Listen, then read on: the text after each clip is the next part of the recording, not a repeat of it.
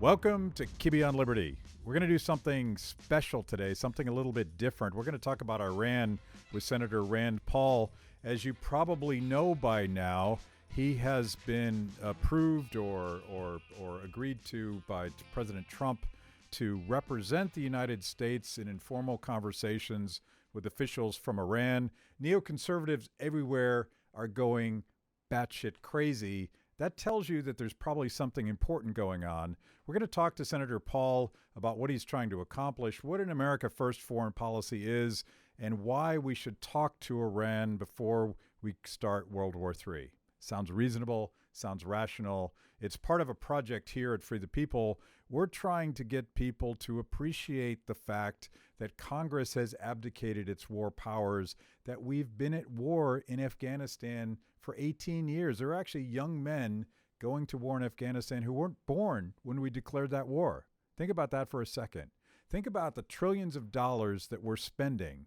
And President Trump has said some very rational things about this. He says that war hurts the economy. Yes, it does.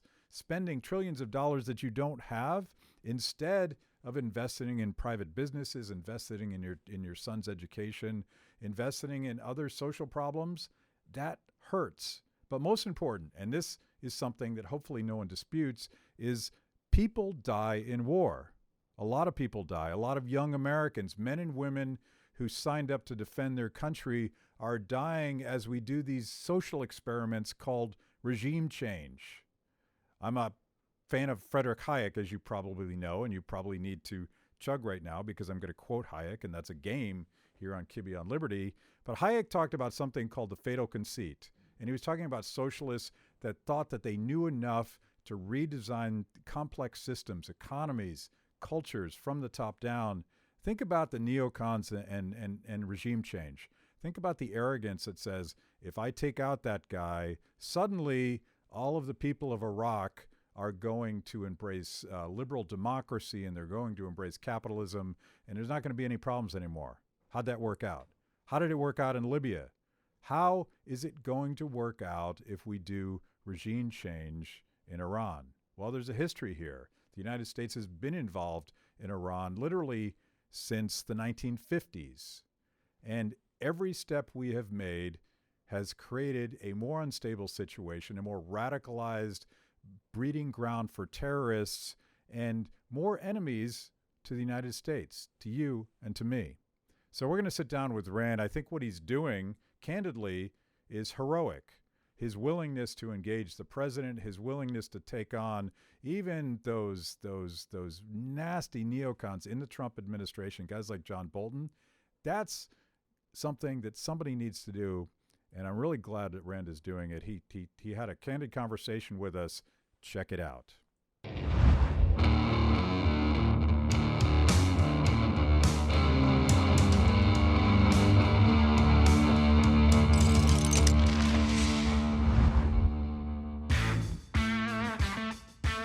Senator Paul, thanks for joining us. There's a lot going on in Iran. There's this chorus of voices inside the Beltway clamoring for war. But I wanted to start by reading a quote recently from President Donald Trump. And he seems pretty definitive. I'm not someone that wants to go into war because war hurts economies. War kills people, most importantly. Don't kid yourself. You do have a military-industrial complex. They do like war. I say, I want to bring our troops back home. The place went crazy. You have people here in Washington, they never want to leave, they always want to fight. I assume you agree with President Trump on that. Sounds like something I could have said. Yeah. I just came from a group called Turning Point USA. It's a bunch of young kids, high school kids that are big supporters of the president, and gave them that exact message, and they stood up and cheered. They don't see that there's a purpose in the Afghan war or a reason why we're still there. The president agrees. Unfortunately, not everyone advising the president agrees, so it's a little bit of a struggle trying to get what the president says actually into policy. But I think he does believe that. One of the things he said over and over again, I think he truly believes, is that the Iraq war was a geopolitical blunder of epic proportions, and he says that all the time. And I think it does guide him, and I hope it guides him in thinking about whether or not we should be in a new war with Iran, and I think it does. Yeah, does he understand the relationship between regime change in Iraq and dealing with Iran today?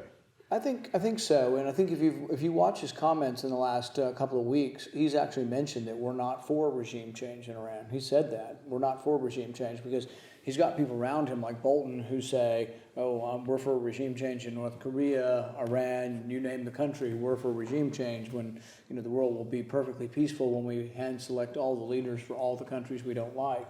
That's Bolton, but that's not the president. The president really has a different position.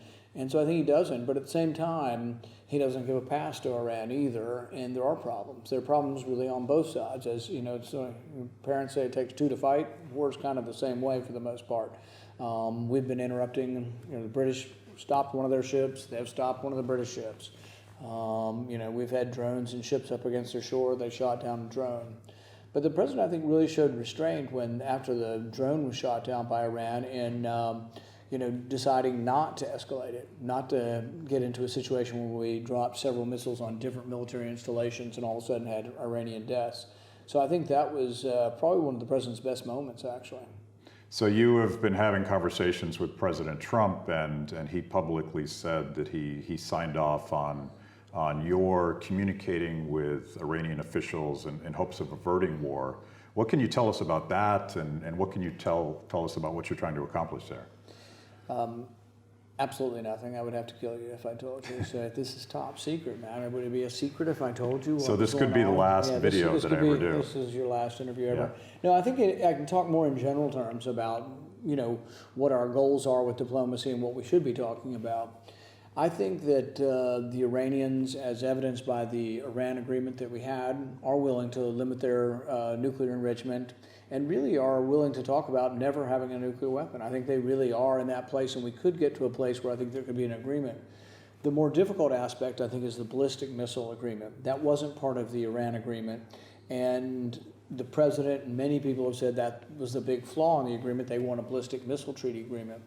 The problem is you have to understand from Iran's perspective why they develop ballistic missiles. They do because they have regional rivals. Saudi Arabia and Israel basically are armed to the teeth, and Iran sees both of them as rivals, and Iran says, well, that would be like unconditional surrender just to have, it would be like saying we don't want to have an air force and we're not going to have missiles as a deterrent. So I think there is an opportunity, but our side needs to recognize that I think Iran will only negotiate on ballistic missiles if Saudi Arabia came to the table and said, you know what, there's too many weapons all over the Middle East, why don't we all talk about lowering and ratcheting down? That I don't think our side is ready to discuss, and I'm not sure Saudi Arabia is ready to, and Saudi Arabia probably wouldn't without some pressure. And I think part of the mistake we're making now is by continuing, there's no interruption of the arms flow to Saudi Arabia after they killed the dissident Khashoggi. I think had there been, we might have been able to say, you know what, you only get your arms sales, we're only going to continue to help you with your defense and military capabilities if you're willing to sit down at the table with Iran. We could have actually used our leverage on the arms trade to push Saudi Arabia towards it. We still could, but that would be a shift in where our policy is headed. That's the only way I see a ballistic missile treaty ever coming. If our position remains that you have to give up all enrichment, you have to have a ballistic missile treaty, and you have to take bend the knee to great America, there's not ever going to be an agreement. And even though we can defeat Iran in any military battle, I think they will choose simply to wait us out, have skirmishes here and there, and try to defend their pride as a nation. I hope there's another way, but that is one alternative, is that we just lead to more and more conflict with them. You've been both critical of the original Obama administration Iranian deal with the big upfront payout of money, but also critical of the administration's decision to pull out. Explain that position. The president, every time you hear him talk, is very, very critical of the money being given up front. And I was critical also for several years as the agreement was coming, in the sense that I think if you had parsed the money out slower over a long period of time, it's your one carrot that you can draw back if there's not compliance. But that being said, all of the international agencies that examine for atomic weapons and enrichment have said that Iran has complied, with the nuclear agreement. The irony is now we pull out of the agreement, and then we're mad because Iran is now enriching above the agreement. It's like, well, we're no longer in the agreement. We sort of breached the agreement. And they also, as we've ratcheted up sanctions, they really do see it as economic warfare, and it would be sort of like telling me, if you're a grocery store owner and you sell groceries and I surround your store and say you can't sell any groceries, you might take offense to that. You might think that I'm acting in an aggressive or warlike manner against your grocery store. That's essentially what we're doing. The old sanctions used to allow quite a bit of oil to go out to China, India, Japan, and South Korea. The new sanctions are trying to squeeze that to zero, and I thought a year or two ago they won't be that effective and Iran will still be able to sell the oil. I think they are being effective, but I think we're going to have the opposite effect. Instead of driving them to negotiation, we may drive them into military confrontation. And so right now, every evidence is the sanctions, as they get worse, are driving us towards more military confrontation instead of saying, oh, well, we're sorry, now we want to talk. So there has to be somehow on our side the ability to understand that we have to give up something. We have to give up some sanctions in order to get some behavior change. That's sort of the carrot we have is relief of sanctions. But if we say we're not giving up any sanctions until they do everything we want, it's sort of an unrealistic ask, and we're never going to get any progress. What's your broader view on economic sanctions as a foreign policy tool? Because I, for instance, have criticized sanctions on Cuba forever, and yet we still have a Castro regime. Cuba is a good example of them not working, and it's getting crazier and crazier. There's a whole segment of people up here who believe sanction it. It's sort of like the old, what was the Reagan saying about if it moves, regulate it, if it stops, tax it. The whole idea that there's always an answer through taxation or regulation. It's the same with sanctioning. We have a bill that will be coming up tomorrow in the Foreign Relations Committee, unless we stymie it, which we're going to try to, is that will sanction Europe. It's going to sanction Switzerland. Switzerland's been neutral in 2 world wars. We're going to sanction because they're helping to build the pipeline between Russia and Germany. And I'm in the minority, but I actually think Germany and Russia trading oil and money back and forth is a good thing. I think if Germany's dependent on Russian oil and Russian oil is dependent on German euros, makes them less likely to fight, I would think. I think the trade in general makes you less likely to fight. But there's going to be and it probably will pass, unfortunately, it as sanctions on everybody helping to build the Nord Stream 2 pipeline, but include Switzerland, Austria, Germany, Holland, Royal Dutch Shell, which has 100,000 workers in America probably. All of those super belligerent countries. Exactly. Yeah. Holland really needs sanctions. We're having such a tough time with Holland. Yeah. But that's the craziness is they're not blinking an eye. Now, they think they're hurting Russia, but they're actually sanctioning European allies. It's a terrible, awful, rotten, no good bill, and yet we're worried it might pass. So like in Cuba, the dynamic, and I think this is true in Iran, is that the people in power, the people with political clout do not suffer under economic sanctions, but people get poor and people get hungry. Right. A good example is to look at Venezuela. Maduro gets fatter and fatter. He probably wears like a size 68 suit by now. I mean, he's enormous. And yet the average person in Venezuela has lost 20 pounds.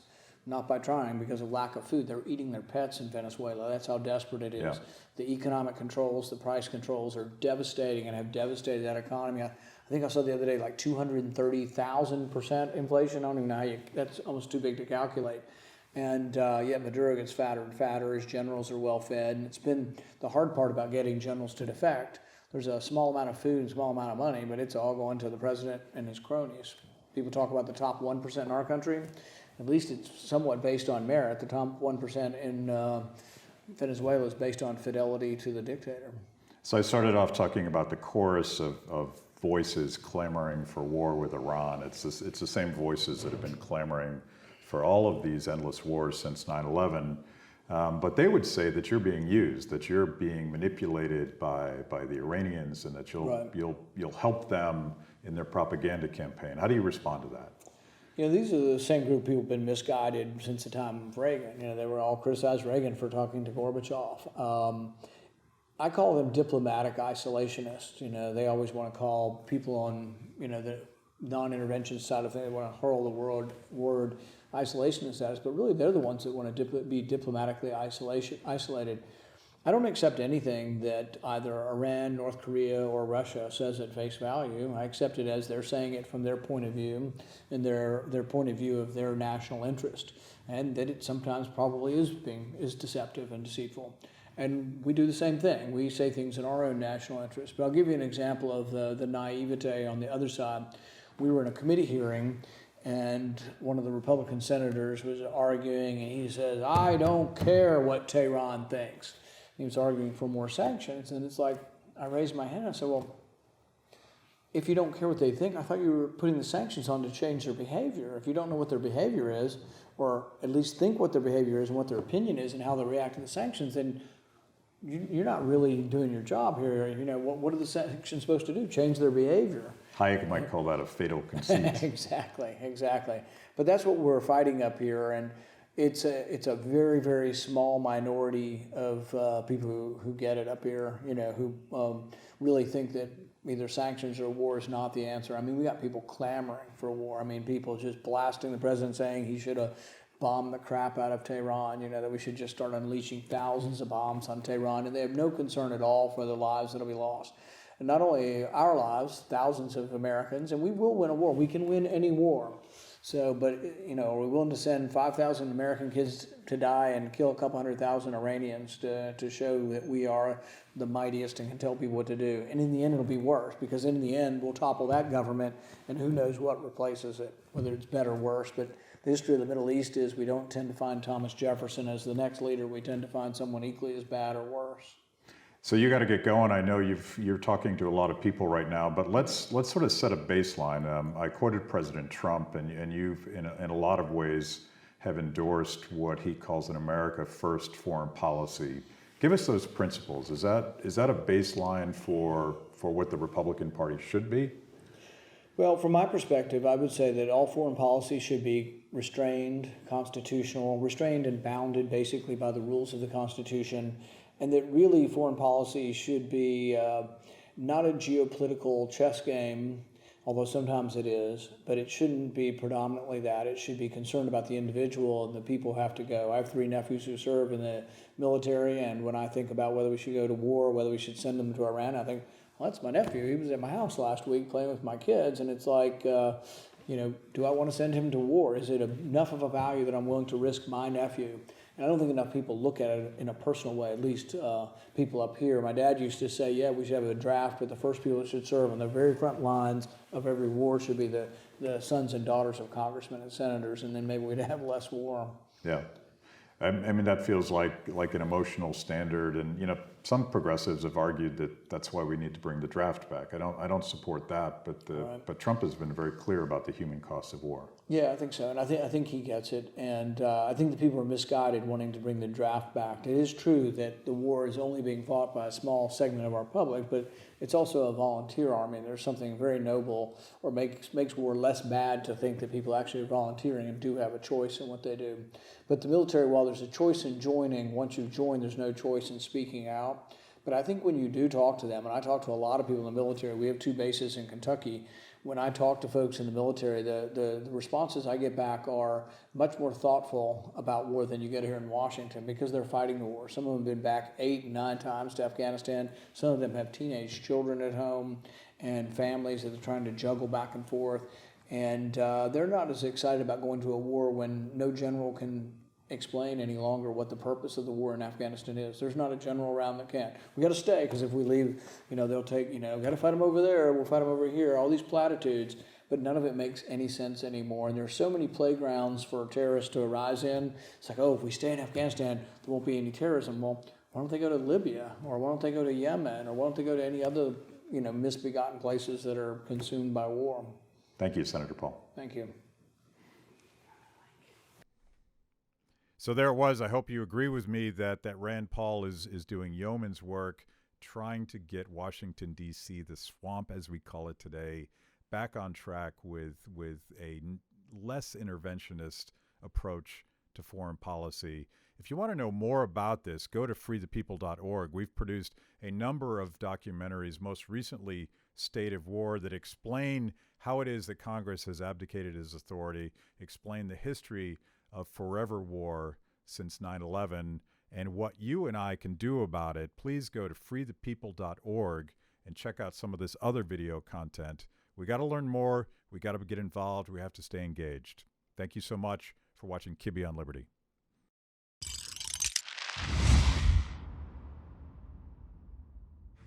Thanks for watching Kibbe on Liberty. By now, you know this is the most important event of your week. So make sure you subscribe on YouTube. Click the little bell so you get notifications. Kibbe on Liberty, mostly honest conversations with mostly interesting people.